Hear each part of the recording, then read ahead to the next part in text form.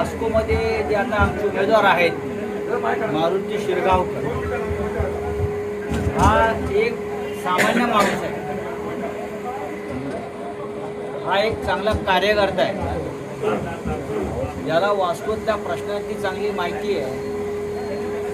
तुम्ही एकदा शिवसेनेला गोव्यात संधी देऊन पहा, म्हणजे हे सगळं चालू आहे ना इकडे तिकडे लोकांचं 24 तासात पक्ष बदलण्याचं, हे आम्ही बंद करू.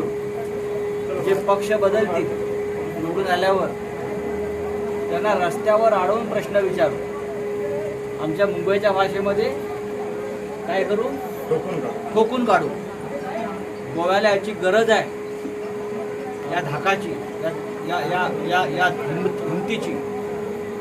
आणि आम्ही गोव्यामध्ये जे उमेदवार दिलेले आहे हे जनतेतले उमेदवार आहे, सामान्य उमेदवार आहे.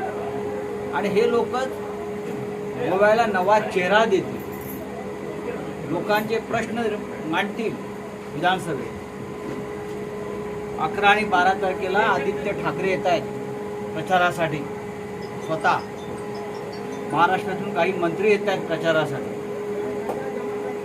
मला खात्री आहे गोमंतकाची जनता, गोव्याची जनता या वेळेला शिवसेनेचे आमदार गोव्याच्या विधानसभेत निवडून पाठवेल आणि वास्कोमध्ये मारुती शिरगावकर आमचे हे विधानसभेत गोव्याचं प्रतिनिधित्व करतील.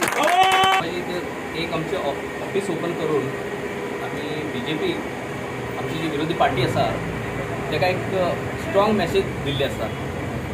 आणि आमचे एक प्लॅन आसा की जे गरीब लोक आसा तेंच्या भरपूर काम करपाचें आमचें एक उमेद आसा. आणि म्हाका बरे भशेन जिंकून दिवपाचें आणि तुमचें काम जाय तें काम आमी करूं शकता. आमी येवो न येवो तरी आमचें काम करतले आमी.